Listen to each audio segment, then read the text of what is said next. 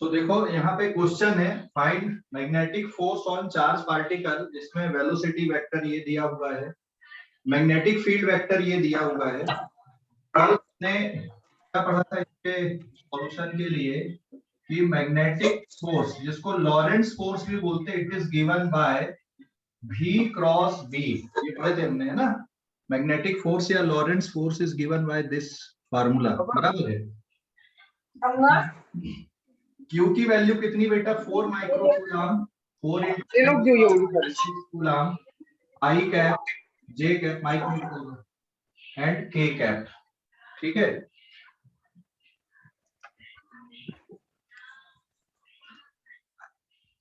अब यहाँ पे पहले किसके कंपोनेंट डालेंगे हम लोग, वेलोसिटी वाले वेक्टर के। तो ये हो गया 2 -3 और 1।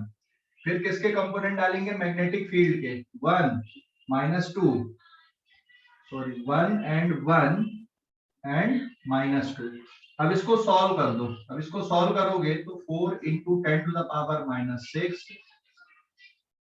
पहले आई कैप के साथ -3 and 1 and -2 plus J cap, ये प्रैक्टिस के लिए हम लोग कर रहे हैं यहाँ पे, 1 एंड -2, 2 एंड 1 एंड फिर plus K cap, 2 and 1 -3 and 1। इसको सॉल्व कर लोगे, सारा डेटा हमने SI सिस्टम में लिया हुआ है, इसलिए फाइनल आंसर हमारा न्यूटन में आ जाएगा। 3 2 6 -1 plus J cap 1 + 4 plus K cap, it is 2 + 3। ठीक है, so finally we will have the answer. यहाँ पे हो जाएगा 5I cap plus 5J cap and plus 5K cap. Answer काय में आएगा बेटा, ये न्यूटन में। चाहो तो 5 को भी बाहर निकाल सकते हो, 5 4 × 20 10⁻⁻6 I cap plus J cap plus K cap Newton. हाँ बोलो अभी। सर J कैप में -5 आ रहा है। क्या बेटा, J कैप -5 आ रहा है। देख, J में हमने क्या लिखा, 1 और -2 और 2 और 1 लिखा, तो 1 और नहीं बराबर तो है। तुम लोग ना डिटर्मिनेंट पढ़े हो ना तुम लोगों ने, उसी को सॉल्व किए। तुम लोगों ने क्या किया ना, यहाँ पे माइनस साइन लेके किया, लेकिन जब यहाँ माइनस साइन हम लोग लेते हैं तो पहले 2 1 लेते हैं, फिर बाद में 1 और 2 लेते हैं। तो मैंने ऑर्डर को चेंज नहीं किया, इसलिए यहाँ पे प्लस साइन लेके किया मैंने। ठीक है, कुछ भी करोगे आंसर यही आएगा फाइनली, आप माइनस लेके करो प्लस लेके करो। ठीक है, ऑर्डर चेंज नहीं किया मैंने, साइकिल को फॉलो किया मैंने, इसलिए ऐसा आ रहा है। ठीक है, समझ गए।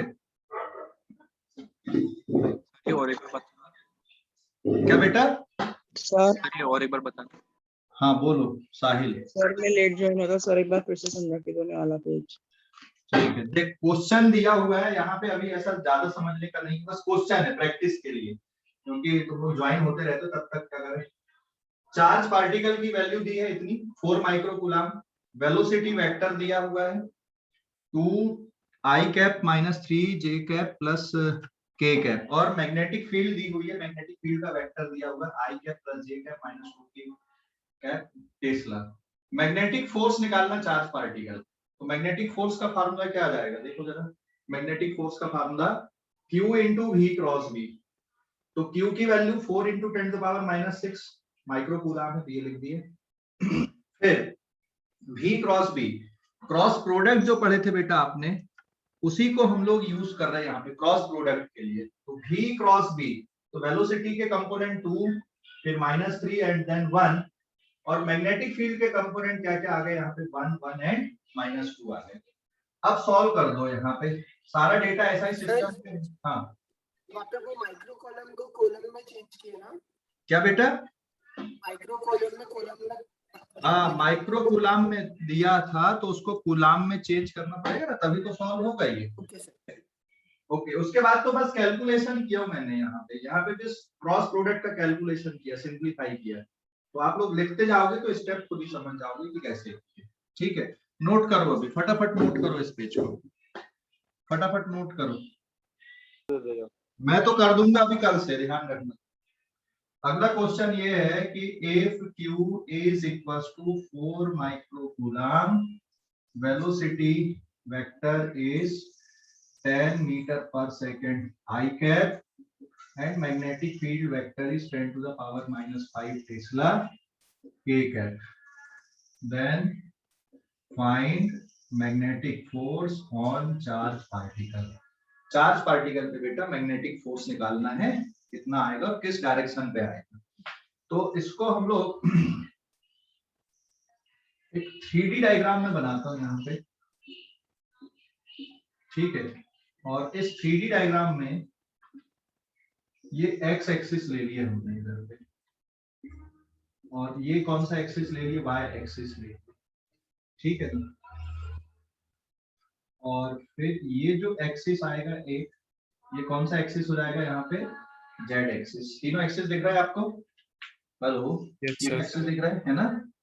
अब मैग्नेटिक फोर्स किधर लगेगा चार्ज पार्टिकल पे, देख वेलोसिटी वेक्टर किधर है, ये पॉजिटिव चार्ज पार्टिकल है, it is along x direction. Magnetic field किधर है बेटा, मैग्नेटिक फील्ड वेक्टर है जेड डायरेक्शन पे।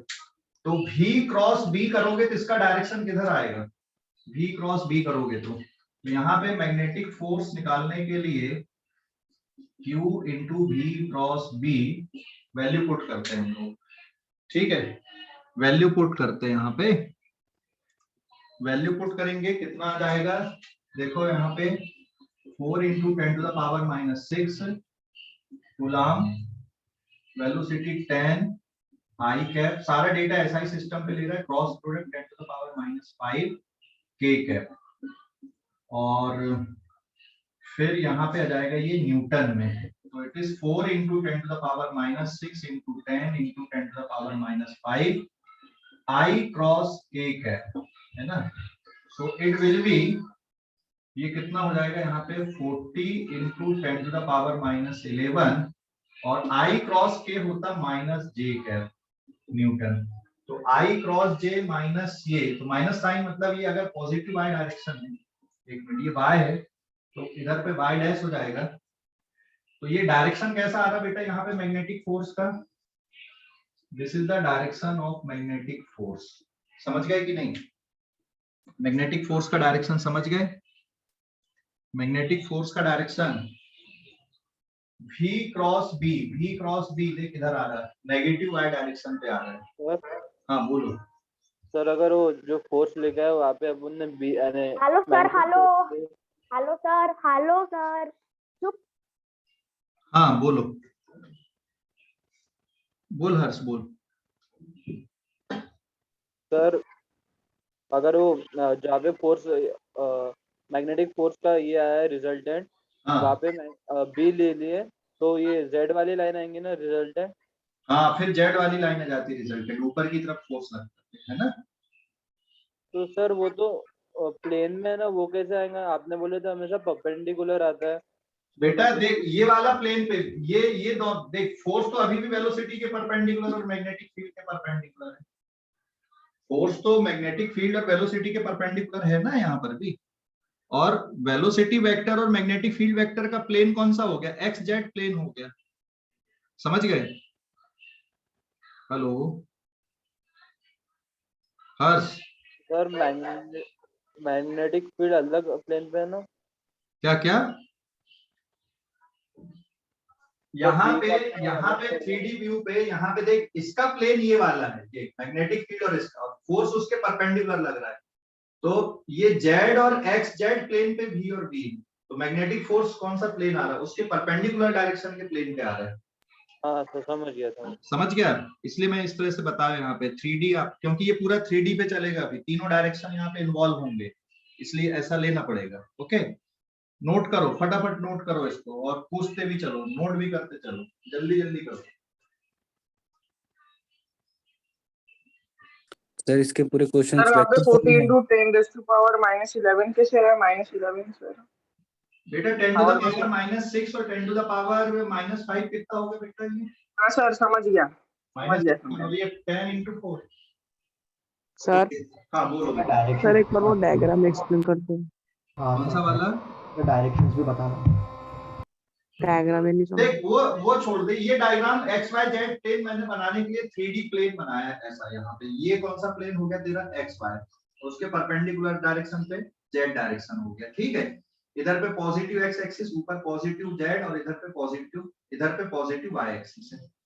अब हम क्या कर रहे हैं यहाँ पे बेटा, यहाँ पे हमने ये जो वैल्यू है ना बस उन्हीं को रखे यहाँ पे सीधा सीधा, tan i cap cross 10 to the power -5 k cap बराबर है।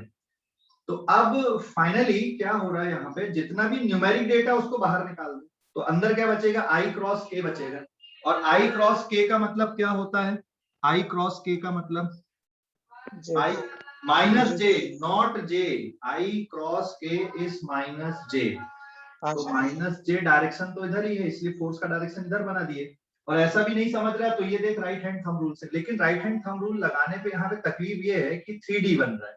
3D पे किधर बनाओगे, देखिए v क्रॉस b, ऐसा आ रहा है ना थंब का डायरेक्शन, v क्रॉस b। हाँ सर। अब उसके लिए तुम क्या कर लो, 3 पेन ले लो ऐसे। 3 पेन लेने के बाद में, जैसे ये रेड वाला पेन एक्स एक्सिस है, ये वाला है वाई एक्सिस, और ये वाला है जेड एक्सिस। तो ये x, ये y और ये z, मैग्नेटिक फील्ड कैसी है, z की तरफ है। ये x की तरफ वेलोसिटी है, वेलोसिटी और ये ऐसा मोड़ोगे तो थंब का डायरेक्शन इधर आ रहा है, मतलब y के अपोजिट। समझ गए, देखिए y के अपोजिट, समझ गए कि नहीं? ओके, लिखो फटाफट लिखो इसको। हो गया सर, लिख। ओके, मिटा दूं फिर? सर इसके जितने भी क्वेश्चन है वो पूरे वेक्टर फॉर्म में रहेंगे क्या? हाँ बेटा, पूरे वेक्टर फॉर्म में रहेंगे इसके क्वेश्चन। अगला क्वेश्चन लिखता हूं मैं पेज नंबर 3 पे। अगला क्वेश्चन है, if an electron move along east direction and magnetic field present along north direction, find magnetic force on electron पे मैग्नेटिक फोर्स कितना लग रहा है ये बताना है, किस डायरेक्शन पे लग रहा है। Find direction of magnetic force, find direction of magnetic force on electron. समझ गया बेटा, इलेक्ट्रॉन पे मैग्नेटिक फोर्स का डायरेक्शन बताना है। ये मैं मिटा देता हूँ। इलेक्ट्रॉन पे मैग्नेटिक फोर्स का डायरेक्शन बताना है, कैसा लगेगा इलेक्ट्रॉन पे मैग्नेटिक फोर्स का डायरेक्शन, ठीक है, कैसा लगेगा इलेक्ट्रॉन पे मैग्नेटिक फोर्स का डायरेक्शन, इलेक्ट्रॉन पे मैग्नेटिक फोर्स का डायरेक्शन। हाँ। लिखे सर आपने? क्या बेटा? सर वो बी वेक्टर के बाद B vector present and B present along north. B किस डायरेक्शन पे है, नॉर्थ की तरफ है, ठीक है। बी वेक्टर प्रेजेंट या बी अलोंग नॉर्थ, बस इतना लीजिए तक भी, बी अलोंग नॉर्थ। ओके, तो इसमें हम लोग क्या करते हैं, ध्यान देना, फिर से एक प्लेन हम लोग कंसीडर करते हैं इसमें। अब इस प्लेन पे ये ईस्ट डायरेक्शन हो गया, ये वेस्ट हो गया, ये कौन सा डायरेक्शन हो गया, नॉर्थ, और इधर पे कौन सा हो गया, साउथ। कौन सा चार्ज पार्टिकल यहाँ पे, कौन सा है, प्लस वाला है कि माइनस वाला है? ये माइनस वाला चार्ज पार्टिकल, नेगेटिव चार्ज है। किधर जा रहा है ये, वेलोसिटी किधर है सर? ईस्ट की तरफ। ईस्ट की तरफ वेलोसिटी है। मैग्नेटिक फील्ड किधर है, नॉर्थ की तरफ मैग्नेटिक फील्ड है। तो मैग्नेटिक फोर्स कैसा लगेगा, किस डायरेक्शन पे आएगा, ये अप वर्टिकल डायरेक्शन, ये वर्टिकल डायरेक्शन कहलाता है, और ये डाउन, ये वर्टिकल डायरेक्शन है, बराबर है, अप एंड डाउन। ओके, सो कैसा बनेगा बेटा यहाँ पे अभी, सर अलोंग नॉर्थ है, नॉर्थ की तरफ कैसे आएगा रे, v क्रॉस b करेगा, v क्रॉस b करेगा तो ऊपर आ रहा है, लेकिन है इलेक्ट्रॉन, तो डायरेक्शन कैसा बन जाएगा, नीचे की तरफ बनेगा ना। ये x एक्सिस ले ले, इसको y एक्सिस ले ले, ये i कैप और ये j कैप, और ये वाला कौन सा हो जाएगा, k कैप, मतलब इसको z डायरेक्शन ले लेना। तो फार्मूला लगाओ यहाँ पे, magnetic force will be q into v cross b, समझ गए फार्मूला। अभी वैल्यू पुट करते हैं, q की जगह पे क्या आएगा, q की जगह पे रहेगा माइनस ई, और वेलोसिटी हो जाएगा वी आई कैप, और ये हो जाएगा बी जे कैप। तो E V B I cross J, what is I cross J, minus K. I cross जे होता है प्लस के कैप, और ये माइनस साइन है तो इस माइनस साइन को हटा के अंदर ले माइनस के कैप। माइनस के कैप मतलब कौन सा डायरेक्शन आ रहा है मैग्नेटिक फोर्स का, यहाँ पे देख सकते हो, डाउनवर्ड। डाउनवर्ड डायरेक्शन, है ना। समझ गए क्यों आया, अगर यहीं पे ये पॉजिटिव चार्ज रहता तो फोर्स किधर लगता, अपवर्ड। हाँ, अगर ये पॉजिटिव चार्ज रहता, प्रोटॉन रहता, तो इस पे फोर्स किधर आता बेटा, ऊपर की तरफ आता है ना। पॉजिटिव चार्ज रहता तो फोर्स आता ऊपर की तरफ, लेकिन नेगेटिव चार्ज है तो राइट हैंड थंब रूल से तो ऐसे ही आ रहा ऊपर, लेकिन नेगेटिव चार्ज होने के कारण फोर्स किधर आ गया, यहाँ पे डाउनवर्ड डायरेक्शन पे आ गया, वर्टिकल डाउनवर्ड डायरेक्शन। तो ये जो लाइन है यहाँ पे, दिस इज वर्टिकल डायरेक्शन, ये जो लाइन है ना, ये वर्टिकल डायरेक्शन है, ये लाइन, ठीक है, समझ गए, समझ गए कि नहीं। सर एक और बात बताइए ना। बेटा ये जो वर्टिकल लाइन बनाया वो समझ में आया, हाँ सर। ओके। अभी चार्ज पार्टिकल किधर जा रहा है, इलेक्ट्रॉन किस डायरेक्शन में मूव कर रहा है, ईस्ट की तरफ। ईस्ट। मैग्नेटिक फील्ड किधर प्रेजेंट है, नॉर्थ। तो हमने ईस्ट के डायरेक्शन को एक्स एक्सिस मान लिया और नॉर्थ के डायरेक्शन को वाई एक्सिस, समझ गए ना। फिर दो तरीके, एक तो राइट हैंड थंब रूल से भी निकाल सकते हो डायरेक्ट डायरेक्शन, और अगर वैसा नहीं बनना निकालते तो लेफ्ट हैंड साइड में देखो मैंने क्या बनाया वहां पे, फोर्स मेथड से, मतलब वैल्यू हम पुट करके भी निकाल सकते हैं। तो वैल्यू पुट करके निकालोगे तो Fm is equal to Q into V cross V है।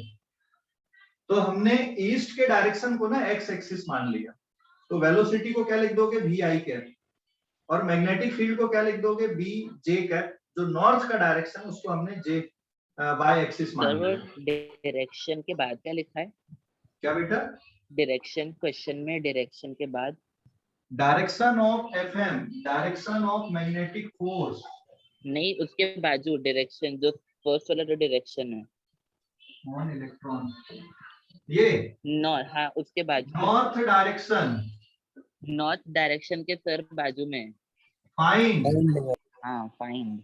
अरे यार तुम लोग, ठीक है अभी समझ गए, अलग अलग लिखूं, find direction of magnetic force on electron. अभी समझ में आया किसने पूछा था डायरेक्शन, डायरेक्शन किसने पूछा था, समझ में आ गया कि नहीं, डायरेक्शन किसने पूछा था, समझ में आ गया, हेलो, डायरेक्शन किसने पूछा था बेटा, समझ में आ गया, नीचे क्यों आ रहा, देख एक तो v क्रॉस b कर ले तो ऊपर आ रहा है, लेकिन इलेक्ट्रॉन है तो नीचे आ जाएगा, या फिर यहां पर से देख ले, q की जगह पे minus E V I cap B J cap, v और b को बाहर निकाल दे, i cross j, i cross j क्या होता है, k होता है, और ये माइनस का साइन इसको इधर लेके लिख दे, तो minus k cap, minus k cap मतलब किधर आ गया, वर्टिकली डाउनवर्ड डायरेक्शन। तो दोनों तरह से बन गया, ठीक है बेटा। हाँ सर समझ गए। हाँ बोलो सर जे कैप क्रॉस के कैप कितना होगा, j क्रॉस k होता i, सर माइनस आई नहीं आएगा, अरे भाई i क्रॉस j k होता है और j क्रॉस i होता माइनस k, भूल गए क्या तुम लोग, i cross j is k, j cross i is minus k, ठीक है, j cross k is i, k cross j minus i, ठीक है, हाँ sir, k cross i plus j, i cross k minus j, ठीक है। चलो फटाफट note करो इसको भी, फटाफट नोट करो। सर हाँ बोलो। अगर चार्ज प्लस माइनस रहा तो भी ऐसे ही होगा ना? मेथड यही है, सब कुछ यही है, मेथड में कोई फर्क नहीं। यहाँ पे अगर प्लस चार्ज ले लेता तो क्या आता बता जरा। डायरेक्शन कैसा होता फोर्स का, ये प्लस है तो प्लस ही, तो आई क्रॉस जे प्लस के, तो डायरेक्शन ऑफ फोर्स जाता, ऊपर की तरफ बन जाता। समझ गया? Yes sir. समझ गया हर्ष? Yes sir. ओके, हो गया? लिख के नोट करके हो गया? नोट करके हो गया क्या? Yes sir. ठीक है, मैं मिटा रहा हूँ। जिसका नहीं हुआ होगा तो हैंड रेस कर देना, रुक जाओ कर। जिसका नहीं हुआ होगा हैंड रेस कर देना, ठीक है?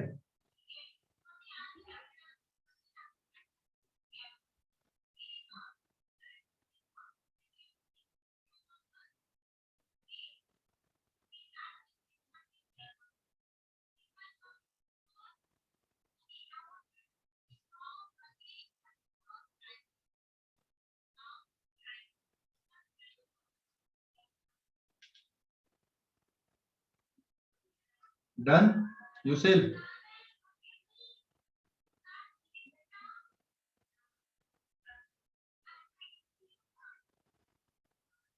यूसिल हो गया क्या?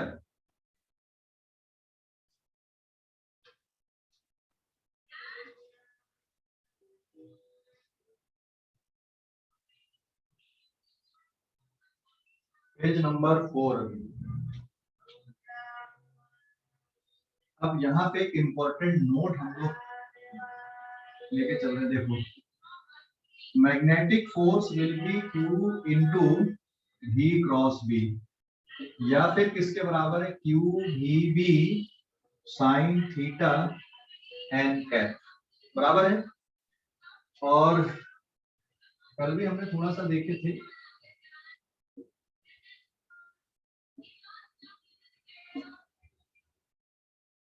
मान लो यहाँ पे पॉजिटिव चार्ज है बेटा, ये वेलोसिटी वेक्टर है, ये मैग्नेटिक फील्ड वेक्टर है। मैग्नेटिक फोर्स वेक्टर कैसा आएगा? मैग्नेटिक फोर्स वेक्टर ये बनेगा यहाँ पे, है ना? मैग्नेटिक फोर्स वेक्टर कैसा है? वेलोसिटी के भी परपेंडिकुलर है और मैग्नेटिक फील्ड के भी परपेंडिकुलर है। Magnetic force is perpendicular to velocity, तो first point, magnetic force is perpendicular to velocity, magnetic force is perpendicular to magnetic field. दूसरा point, since magnetic force is perpendicular to velocity, therefore work done by magnetic force on charge particle is 0। मतलब charge particle पे magnetic force यहाँ पे work नहीं करेगा, क्योंकि magnetic force velocity के perpendicular है। जब भी कोई फोर्स वेलोसिटी के परपेंडिकुलर होता है, जब भी कोई फोर्स वेलोसिटी के परपेंडिकुलर होता है, तो वो वर्क डन नहीं करता, वो फोर्स वर्क नहीं करता। और अगर वर्क डन नहीं करेगा तो since work done equals to किसके बराबर होता है?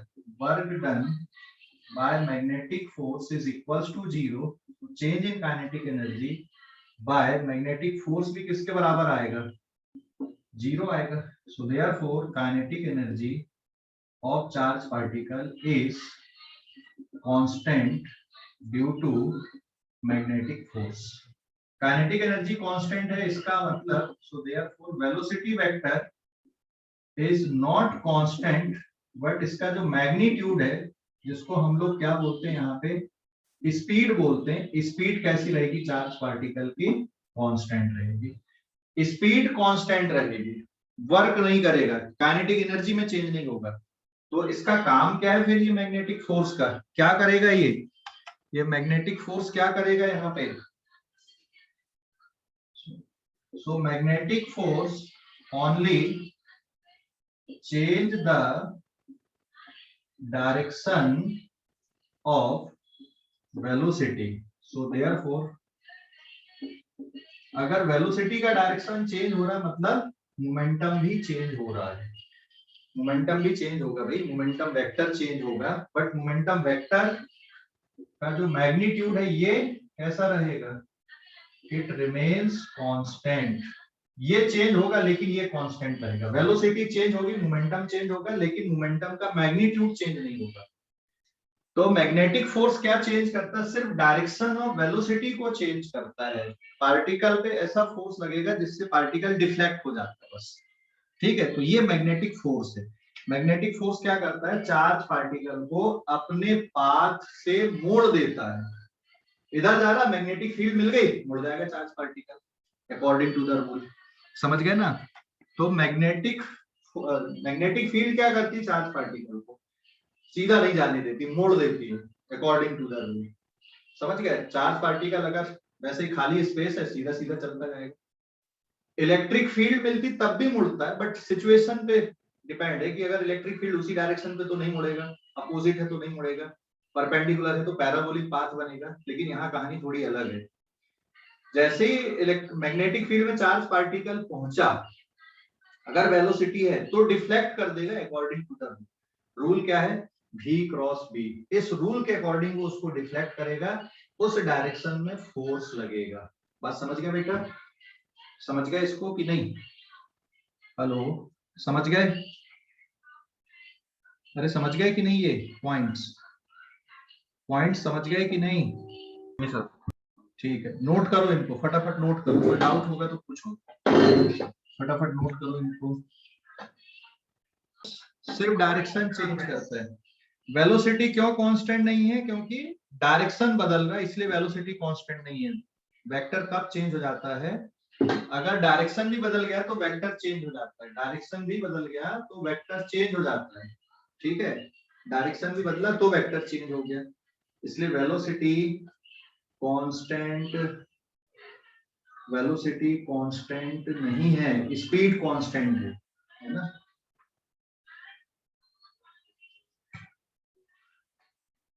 सर वो थर्ड पॉइंट में सर वो काइनेटिक एनर्जी वाले का ए बेटा, ये वर्क एनर्जी थ्योरम याद है ना, net work done is equal to change in kinetic energy, आया ना। Work done equal to change in kinetic energy. तो मैग्नेटिक फोर्स का वर्क डन 0 है, तो change in kinetic energy by magnetic force is also equal to 0। मतलब kinetic energy of charge particle कैसा रहेगा, constant रहेगा, that is due to magnetic force. समझ गए? Okay sir. ओके,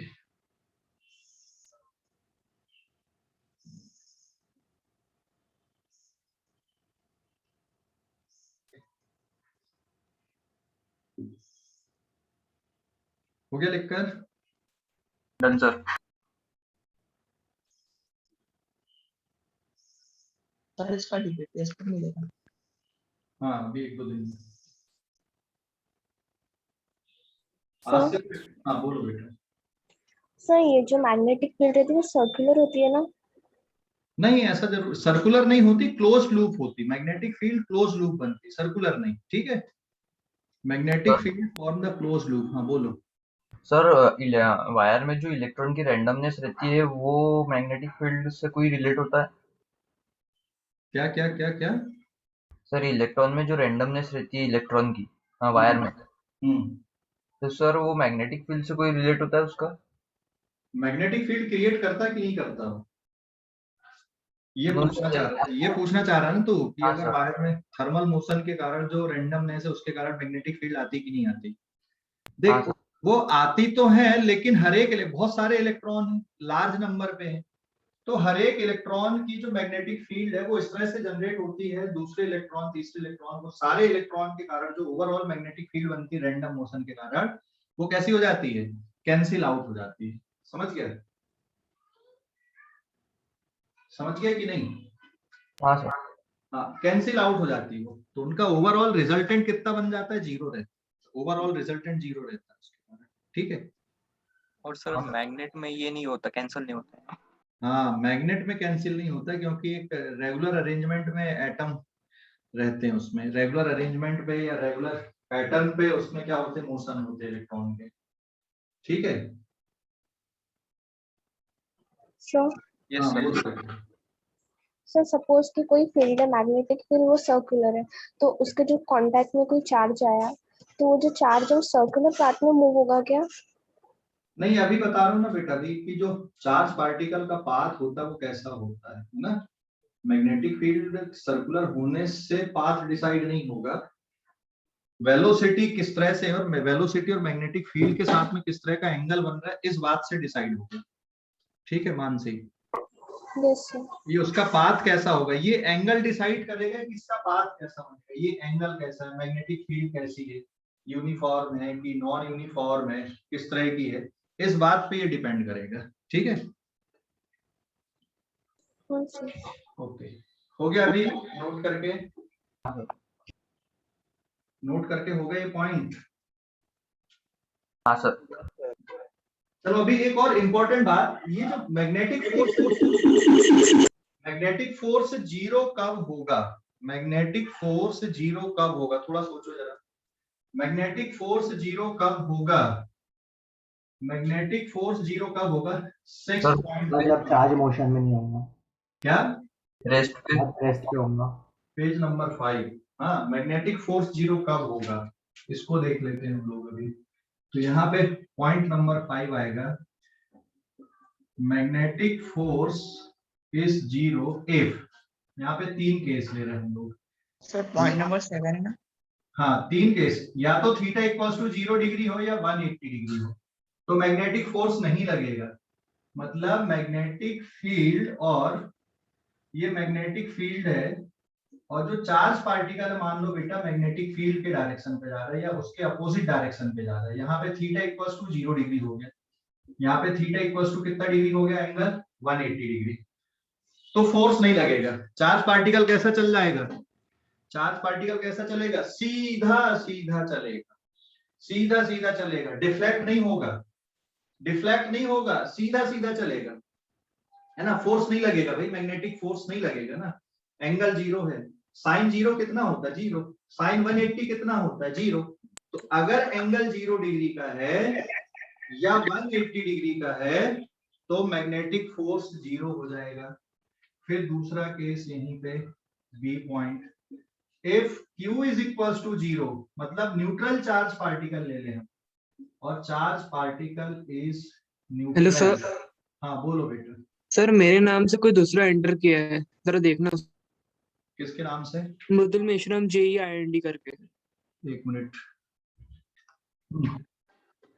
तो सेकंड केस क्या है बेटा, यहाँ पे Q इज इक्वल्स टू 0 कब आएगा, न्यूट्रल, अगर चार्ज पार्टिकल न्यूट्रल है, जैसे न्यूट्रॉन ले लिया हमने, न्यूट्रॉन मान लो न्यूट्रॉन है, न्यूट्रॉन अगर मूव भी हो रहा है तो इस पे फोर्स लगेगा क्या, न्यूट्रॉन पे फोर्स लगेगा क्या, या जैसे मान लो हमने यहाँ पे हीलियम एटम ले लिए, अब हीलियम एटम पूरा मूव कर रहा है तो भी इसमें फोर्स नहीं लगेगा।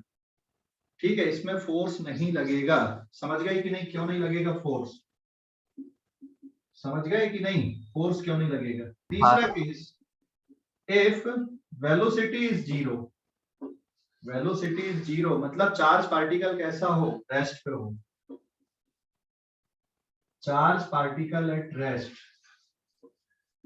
Charge at rest, charge particle बेटा अगर रेस्ट पे है, भली मैग्नेटिक फील्ड पे है, तब भी उस पे फोर्स नहीं लगेगा।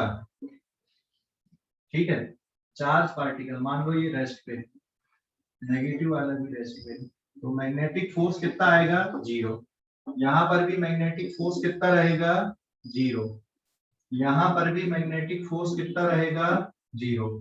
तो मैग्नेटिक फोर्स जीरो कब कब होता है, मैग्नेटिक फोर्स जीरो कब कब होता है देख लो जरा, है ना, कितने केस आ रहे हैं मैग्नेटिक फोर्स जीरो होने के, मैग्नेटिक फोर्स जीरो कब कब है देख लो, समझ में आ गया कब कब जीरो मिल रहा है magnetic force. Yes sir. Theta equals to 0 degree या 180 डिग्री, पार्टिकल सीधा सीधा चला जाएगा बिना मुड़े, मैग्नेटिक फील्ड कुछ नहीं बिगाड़ पाएगी उसकी। अगर चार्ज पार्टिकल मैग्नेटिक फील्ड के डायरेक्शन पे जा रहा है या अपोजिट जा रहा है, फील्ड कुछ नहीं कर पाएगी उसका। ठीक है, न्यूट्रल है तो भी फील्ड कुछ नहीं कर पाएगी, चार्ज पार्टिकल तो है लेकिन रेस्ट पे, तब भी फील्ड कुछ नहीं कर पाएगी, फोर्स नहीं लगेगा, है ना। ओके सर हर एक इनर्ट गैस में होगा ना ऐसा, फटाफट नोट करो। हाँ हर्ष बोल। सर हर एक इनर्ट गैस में होगा ना ऐसा, हर एक इनर्ट गैस का नोबल नहीं, गैस। कोई इनर्ट गैस अकेला नहीं, कोई भी एटम हो, एटम न्यूट्रल होते बेसिकली, आयन की बात नहीं कर रहा हूं यहाँ पे। एक बात ध्यान देना, जैसे helium, double ionize helium atom क्या बन जाता है, ये 2 इलेक्ट्रॉन अगर हमने उसके बाहर निकाल दिए तो double ionize helium atom is called alpha particle ना, हाँ या ना? हाँ सर। तो अल्फा पार्टिकल में चार्ज है, हीलियम एटम पे थोड़ी चार्ज है। Double ionize helium atom is alpha particle, ठीक है, समझ गए? हाँ सर। हाँ ओके, लिखो फटाफट लिखो। आयन भी रहेगा ना तब भी उसमें, अगर आयन भी है तो भी फोर्स लगेगा, लेकिन एटम है तो एटम है तो उसमें फोर्स नहीं लगेगा। एटम क्योंकि न्यूट्रल होते हैं, आयन न्यूट्रल नहीं है ना, चाहे वो पॉजिटिव आयन हो चाहे नेगेटिव आयन हो, ठीक है। लिखो जल्दी जल्दी लिखो।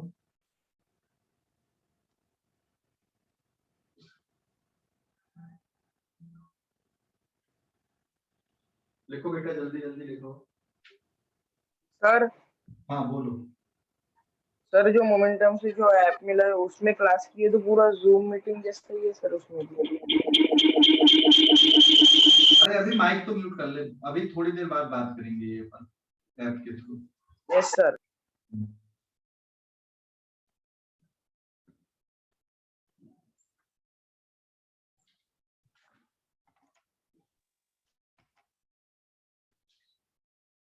सर वो बी वाले में सर एक बार वो न्यूट्रॉन वाला बता दीजिए नहीं पाया।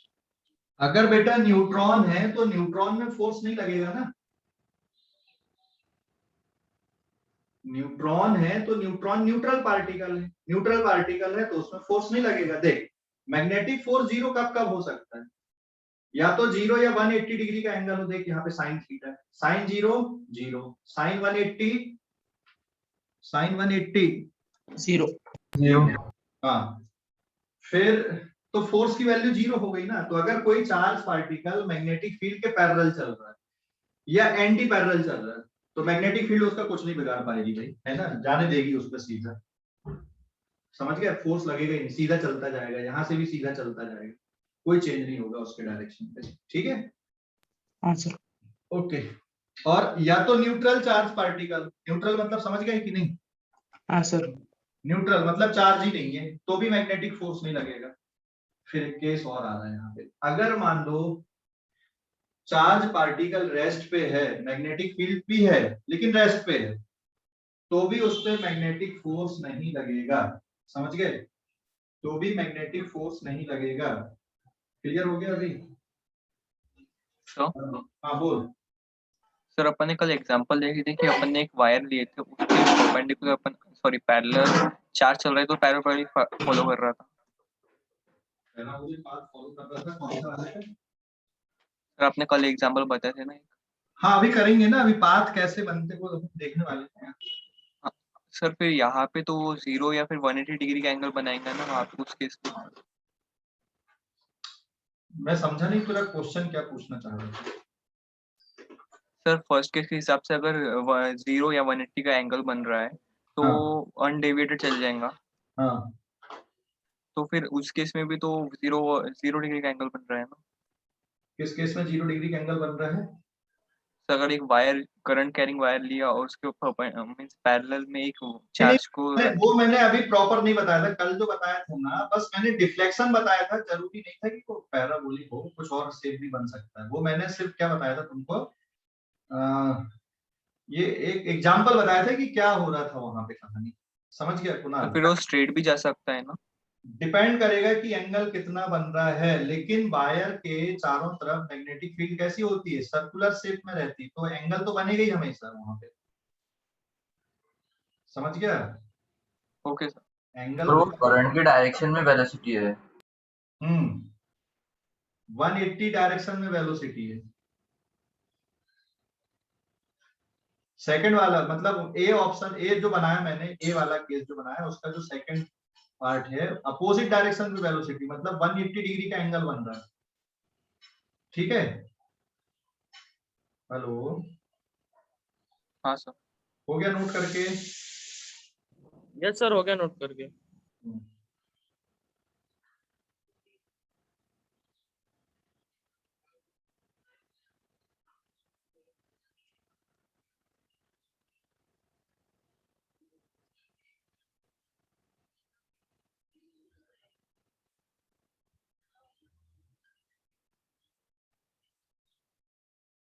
नेक्स्ट आते हैं अभी हम लोग, अब पाथ ऑफ चार्ज पार्टिकल हम लोग देखने वाले है ना, पाथ ऑफ चार्ज पार्टिकल।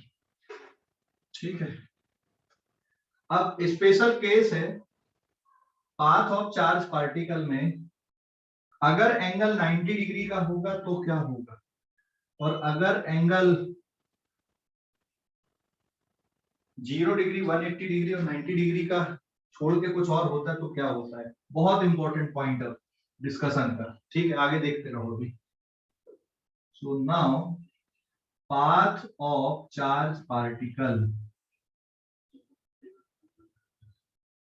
इसमें केस 1 लेते हैं हम लोग अभी। If theta equals to 90 degree, theta equals to 90 degree मतलब मैग्नेटिक फील्ड और वेलोसिटी के बीच में 90 डिग्री का एंगल, वेलोसिटी और मैग्नेटिक फील्ड एक दूसरे के परपेंडिकुलर है यहाँ पे। तो मैं परपेंडिकुलर डायरेक्शन को ऐसा बना देता हूँ यहाँ पे, और मैग्नेटिक फील्ड कैसी ले लिया बेटा मैंने, यूनिफॉर्म मैग्नेटिक फील्ड ले लिया यहाँ पे। This is now uniform magnetic field, समझ गए, यूनिफॉर्म मैग्नेटिक फील्ड है। और इस यूनिफॉर्म मैग्नेटिक फील्ड में जो चार्ज पार्टिकल है वो परपेंडिकुलर एंटर करता है। ठीक है, यूनिफॉर्म मैग्नेटिक फील्ड है। क्रॉस का मतलब समझ गए क्या है, क्रॉस का मतलब फील्ड का डायरेक्शन कैसा है, क्रॉस का मतलब फील्ड का डायरेक्शन कैसा है,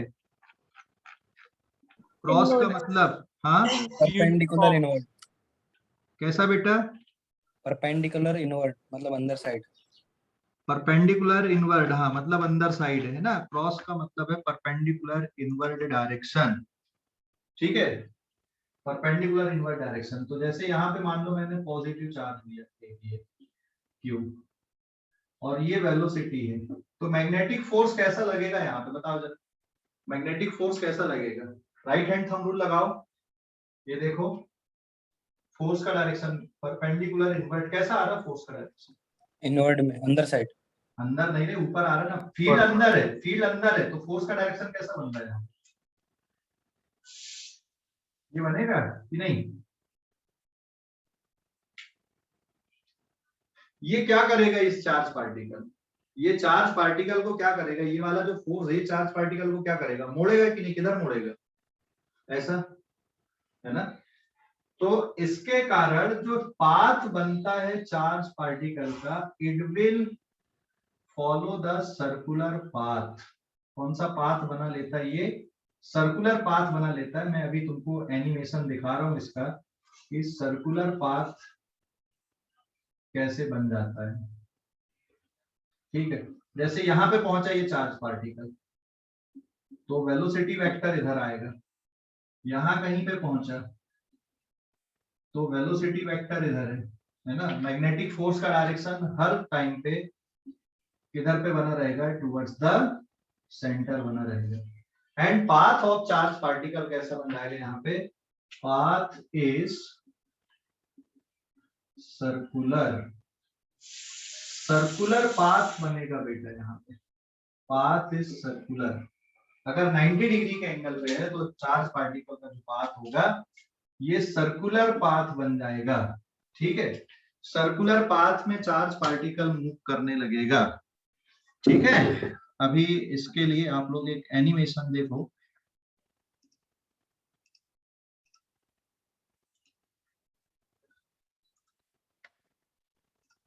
The ionosphere. It consists of charged particles and plays a crucial role in long-range radio communication. The ultraviolet rays from the sun ionize the air molecules in this region and produce ions and electrons. Now, let us study why these ions do not escape to outer space. And how do they form the ionosphere? We know that the equation of the magnetic force vector Fb, which acts on the charge q moving with a velocity vector v in a magnetic field vector b, is vector Fb equals q into vector v cross vector b. its magnitude can be written as FB is equal to QVB sine theta, using the cross product. Here, theta is the angle between the velocity vector v and the magnetic field vector b. This equation tells us that if a charge moves in the magnetic field with its velocity vector v parallel to vector b, that is, theta equals 0 degrees, the magnetic force acting on the charge is 0. The same is true if vector v and vector b are anti-parallel, that is, theta equals 180 degrees. In both the cases, the motion of charge is not influenced by the magnetic field. Consider a freely moving positive charge q entering the magnetic field, such that vector v is perpendicular to vector b.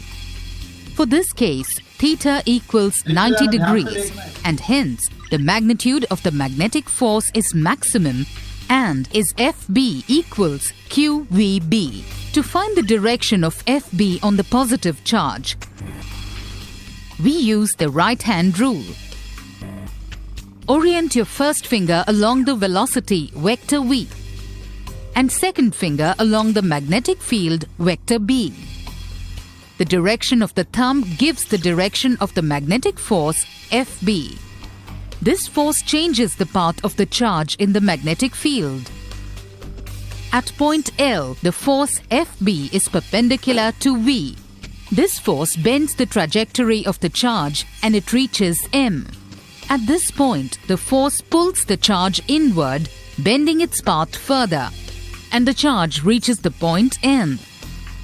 The charge is acted upon by a constant centripetal magnetic force at every point of its trajectory. As the force is always perpendicular to its velocity and hence the displacement, the work done by the magnetic force on the charge is zero. The energy of the charge remains constant and hence its speed also remains constant. Therefore, the magnetic force merely changes the direction of the velocity of charge and not its magnitude. As a result, the charge performs a circular motion within the field.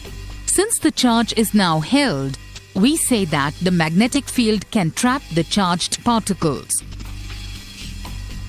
The above fact is true for the negative charge also, but the direction of the magnetic force acting on it is opposite to that given by the thumb in the right-hand rule. For circular motion, the centripetal force F is equal to mv squared over r. Here, the centripetal force is provided by the magnetic force Fb. Hence, QVB is equal to mv squared over r. Therefore, the radius r of its circular orbit is r is equal to mv over qb. The experimental demonstration can be seen using a device called a fine beam tube. This is a vertically oriented spherical chamber containing an inert gas at a low pressure. There is an electron gun mounted horizontally inside it.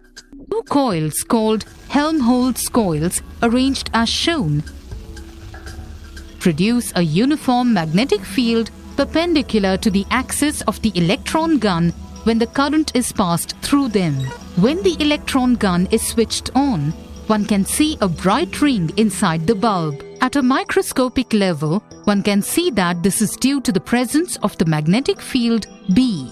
The magnetic force Fb forces the electrons into a circular motion as explained earlier. During their passage, the electrons interact with atomic electrons of gas and excite them, which in turn de-excite and emit radiation. A large number of such interactions along the circular path individually emit radiation that can be collectively seen as light in the form of a ring at the macroscopic level.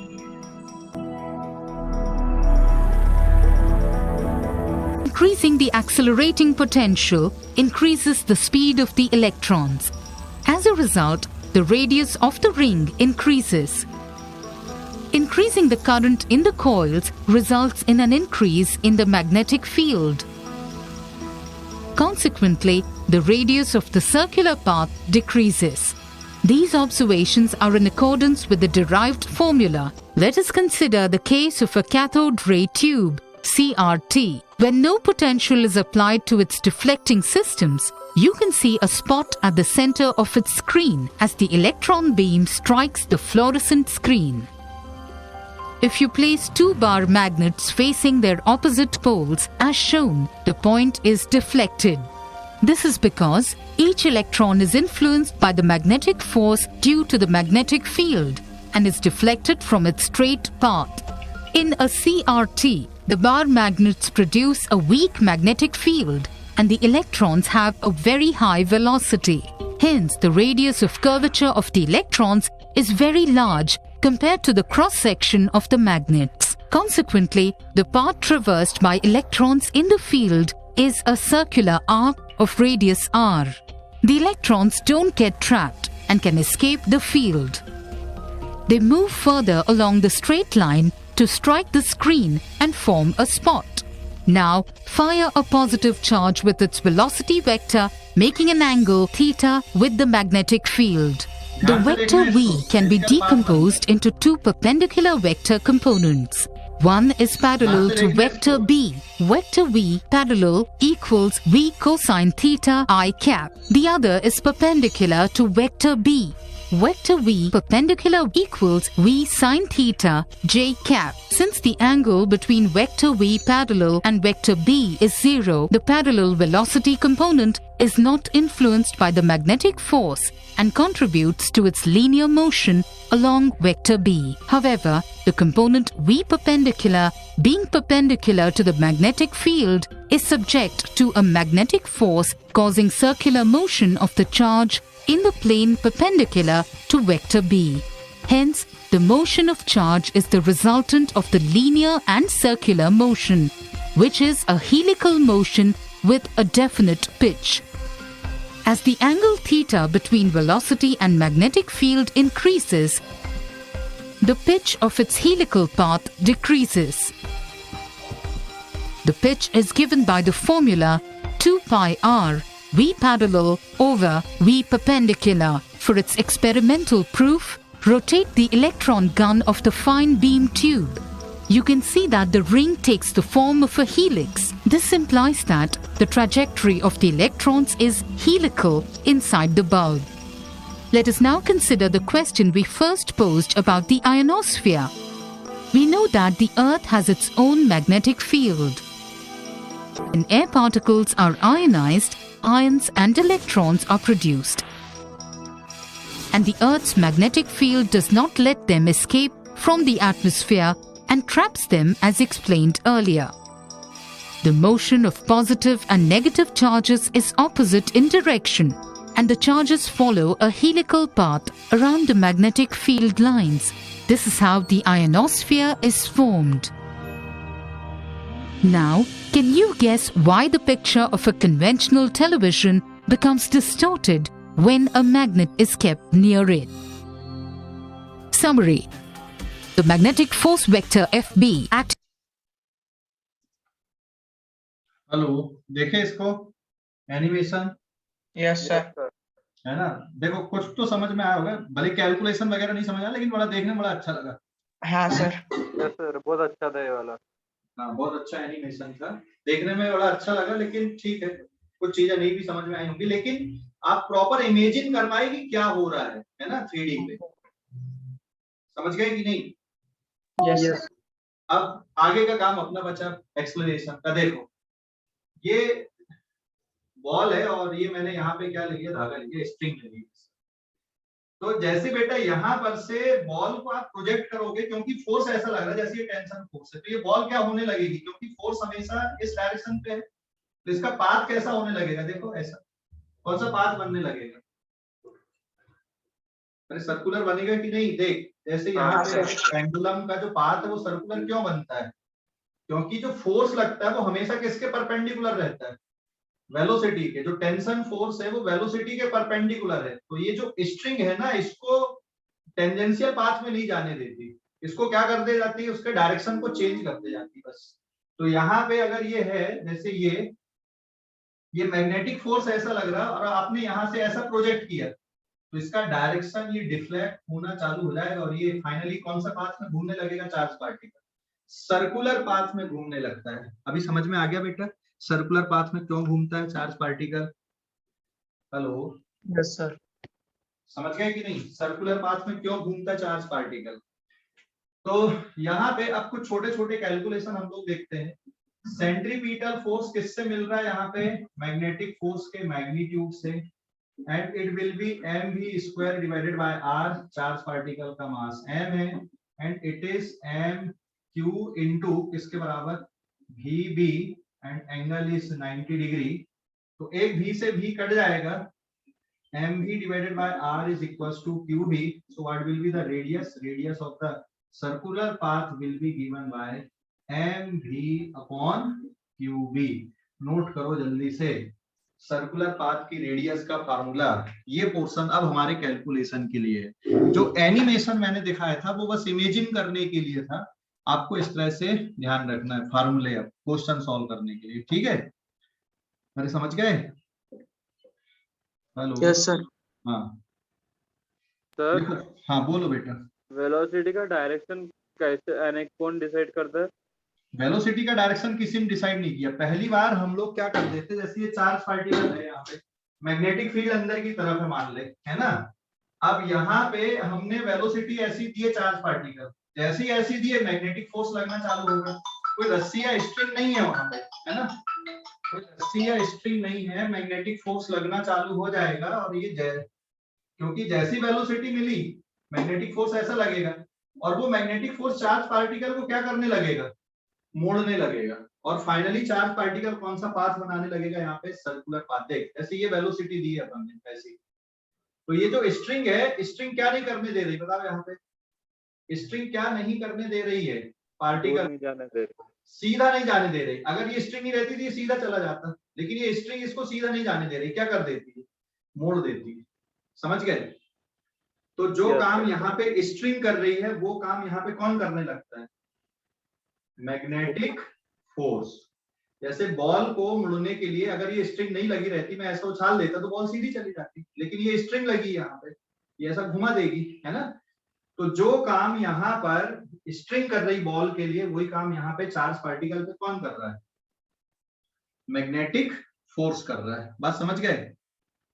अरे बोलो जल्दी से, है ना? Magnetic force कर रहा है। Okay, अगर यहाँ नेगेटिव चार्ज पार्टिकल रहता तो कैसा घूमता बेटा? ये अभी ये एंटी क्लॉकवाइज घूमा। अगर नेगेटिव रहता तो फोर्स नीचे लगता, कौन सा पाथ बनाता? इस तरह से क्लॉकवाइज। अगर यहाँ पे मैग्नेटिक फील्ड बाहर की तरफ आने वाली होती, आउटवर्ड वाली, तो यही वाला चार्ज पार्टिकल कैसा बना लेता? अगर आउटवर्ड फील्ड होती तो ये क्लॉकवाइज घूमता। समझ गए? अरे समझ गए कि नहीं? यस। तो आपको ये सोचना है कि क्रॉस वाली फील्ड है, प्लस वाला चार्ज है तो ऐसा घूम रहा है, माइनस वाला रहता तो कैसा घूमता, फील्ड बाहर की तरफ होती तो कैसा घूमता। समझ गए? ठीक है, तो सर्कुलर पाथ। आपका वीडियो थोड़ा थोड़ा अटक रहा है। नहीं ना बेटा, मेरे तरफ से कोई दिक्कत नहीं है ना यार। ये समझ गए इतना कि कोई डाउट है अभी आप लोगों को इस पे? समझ गए? डाउट है? समझ गए या डाउट है? जल्दी बोलो। समझ के। ठीक है, फटाफट लिखो इसको, फटाफट लिखो। सर हाँ बोलो। जो हेलिकल स्ट्रक्चर था वो मतलब एटम का था ना? नहीं बता रहा हूँ, अभी इसी में आएगा हेलिकल वाला भी। हो गया नोट करके? अभी टाइम पीरियड कैसे निकालेंगे? यहाँ पे अगला पॉइंट आएगा टाइम पीरियड का, पेज नंबर 7। ये तो हो गया radius of circular path. Time period कैसे निकालेंगे? टाइम पीरियड का फार्मूला क्या आएगा? टाइम पीरियड कैसे निकलेगा बेटा? टाइम पीरियड मतलब 2 pi r divided by v, speed. तो it is 2 pi upon v, और रेडियस का फार्मूला आया था mv अपॉन qb। v से v कट गया। What is the formula of time period? 2 pi m upon qb। Time period किस पे depend कर रहा है? सिर्फ चार्ज पार्टिकल के मास पे, चार्ज पार्टिकल के मास पे, चार्ज पे और मैग्नेटिक फील्ड पे, और बाकी फैक्टर पे डिपेंडेंसी नहीं है, है ना? ठीक है, फ्रीक्वेंसी अगर चाहिए तो reciprocal of time period, angular frequency चाहिए 2π/t, 2π/t कर दोगे तो फार्मूला क्या बचेगा, qv/m। This is the formula for angular frequency. समझ गए? बोलो जल्दी से, समझ गए कि नहीं? ठीक है, फटाफट लिखो इसको भी, अब फटाफट लिखो जल्दी से। हेलिकल पाथ भी बताना, छोटा सा हेलिकल पाथ, ज्यादा टाइम नहीं लगेगा, जल्दी से लिख लो। सर टाइम पीरियड और बार बताना, मैं डिस्कनेक्ट हो गया था। टाइम पीरियड का मतलब बेटा एक राउंड घूमने में कितना टाइम लगेगा, तो एक राउंड घूमने में कितना डिस्टेंस कवर करेगा पार्टिकल, 2πr। कितनी स्पीड से घूम रहा है, v से, तो डिस्टेंस अपॉन स्पीड कर दिया मैंने। समझ गए? हाँ सर। ओके, लिख ले, जल्दी जल्दी लिखो। सर वो वीडियो में जो इलेक्ट्रॉन गन बताई थी वो क्या है? इलेक्ट्रॉन गन मतलब कि जिससे कंटिन्यूअसली इलेक्ट्रॉन निकलते रहते बाहर, उसको इलेक्ट्रॉन गन बोलते हैं। ठीक है सर? हाँ, सर यूनिफॉर्म थ्योरी मींस ये वेलोसिटी वो होगी क्या कांस्टेंट? वेलोसिटी कांस्टेंट नहीं है, स्पीड कांस्टेंट रहेगी बेटा। वेलोसिटी तो बदल रही है ना रे, यहाँ पे डायरेक्शन इधर है, यहाँ इधर है, यहाँ इधर है, स्पीड कांस्टेंट है। मतलब अगर ये 10 मीटर पर सेकंड से एंटर हुआ तो 10 मीटर से ही घूमेगा ये सर्कुलर पाथ। ठीक है? हाँ सर। ओके, और कुछ इस पे, और कुछ इस पे डाउट? हो गया क्या? हो गया लिखकर? Yes sir. नेक्स्ट केस है एक और यहाँ पे, अगर एंगल, दूसरा केस है, अगर एंगल, 5 मिनट का काम है ना, इसके बाद फिनिश कर देते हम लोग, थोड़ा वेट करो। Case 2, if angle is not equals to 90 degree, 0 degree, 180 degree, अगर ये एंगल नहीं है तो जैसा हमने एनिमेशन में दिखाया था, बिल्कुल वैसे देखो, ये मैग्नेटिक फील्ड है यहाँ पे, और ये सपोज बेटा चार्ज पार्टिकल, ये वेलोसिटी है, एंगल थीटा डिग्री का। तो इस वेलोसिटी के ना दो कंपोनेंट आ जाएंगे यहाँ पे। एक कंपोनेंट ये हो गया पैरेलल कंपोनेंट, और एक कंपोनेंट ये हो गया कौन सा, परपेंडिकुलर वाला। दो कंपोनेंट हो गए ना वेलोसिटी के, एक पैरेलल कंपोनेंट और एक परपेंडिकुलर कंपोनेंट। तो पैरेलल कंपोनेंट मतलब v cos थीटा, और परपेंडिकुलर कंपोनेंट मतलब कौन सा आ जाएगा यहाँ पे, v sin थीटा। तो परपेंडिकुलर कंपोनेंट के कारण चार्ज पार्टिकल सर्कुलर पाथ में घूमता है, लेकिन ये पैरेलल वाला कंपोनेंट क्या करेगा, चार्ज पार्टिकल सर्कुलर में नहीं घूमने देगा। दो कंपोनेंट है वेलोसिटी के, देख ऐसा, ये जो परपेंडिकुलर कंपोनेंट होता है ये पूरा एग्जैक्ट सर्कुलर पाथ में घुमाता है, लेकिन अगर एक कंपोनेंट वेलोसिटी का इधर भी है और एक परपेंडिकुलर वाला भी, तो परपेंडिकुलर के कारण सर्कुलर पाथ बनेगा, लेकिन ये वाला एक कंपोनेंट क्या करेगा, इसको आगे भी ले जाएगा, और फाइनली उसका पाथ कैसा बनता जाएगा, हेलिकल पाथ। समझ गए? सर ये पैरेलल परपेंडिकुलर मैग्नेटिक फील्ड के है ना, यहाँ पे मैग्नेटिक फील्ड के और वेलोसिटी के बीच में 0, 90 और 180 डिग्री का एंगल छोड़ के कोई भी एंगल होगा तो ऐसा बनता है। ठीक है? और फिर फाइनली चार्ज पार्टिकल कैसा घूमता है, ये कौन सा पाथ बनता है उसका, हेलिकल और स्पाइरल पाथ हम लोग इसको बोल सकते हैं। हेलिकल पाथ में घूमने लगता है ऐसा, और यहां से लेकर यहां तक का जो डिस्टेंस होता है उसको हम लोग क्या बोलते हैं, पिच बोलते हैं। एंड जो रेडियस आएगी यहां पर की भी, रेडियस का फार्मूला वही लगेगा। रेडियस का फार्मूला क्या रहेगा बेटा, radius will be m into v perpendicular upon qb, time period 2πm upon qb, and जो पिच है, pitch will be parallel component of velocity into time period, parallel component of velocity into time period. समझ गए? Parallel component of velocity into time period. Parallel component of velocity क्यों, क्योंकि जैसे ये circular path में घूम रहा है ऐसा, यहाँ पे एक टाइम पीरियड ये हो गया, लेकिन आगे भी जा रहा है, तो यहां से एक राउंड में यहाँ पे पहुंचेगा। जैसे यहां से स्टार्ट हुआ पार्टिकल, एक टाइम पीरियड में यहाँ तक आएगा, ये ऐसा। फिर अगले टाइम पीरियड में ऐसा जाएगा, फिर अगले टाइम पीरियड में ऐसा जाएगा। तो एक टाइम पीरियड में एक पिच के बराबर आगे चलेगा। इसलिए पिच में हमने क्या लिखा, ये वाले डायरेक्शन की वेलोसिटी इनटू टाइम पीरियड हमने लिख दिया। So this is the pitch length. समझ गया बेटा? हेलो, समझ गए? समझ गए। ओके। तो अगर एंगल 90 डिग्री का नहीं है, 0 डिग्री का नहीं है, 180 डिग्री का नहीं है, तो चार्ज पार्टिकल कैसा घूमता है, मैग्नेटिक फील्ड में कैसा चलता है, कौन से पाथ को फॉलो करता है, स्पाइरल पाथ को। लेकिन यहां पर भी मैग्नेटिक फील्ड कैसी रहनी चाहिए, यूनिफॉर्म रहनी चाहिए। अगर नॉन यूनिफॉर्म है तो रेडियस बदलेगी, फिर परफेक्ट हेलिकल पाथ नहीं बनेगा, कुछ और अलग टाइप का बन जाएगा, इंक्रीजिंग रेडियस, डिक्रीजिंग रेडियस। तो हमारे सिलेबस में जो डिस्कशन है ना, वो यूनिफॉर्म फील्ड के लिए है, नॉन यूनिफॉर्म फील्ड के लिए नहीं है। ठीक है, समझ गए? समझ गए? Hello, yes sir. ओके, लिख लो जल्दी से इसको, और फटाफट लिख लो, और जिनका लिख के हो जाएगा क्लास को लीव कर दे।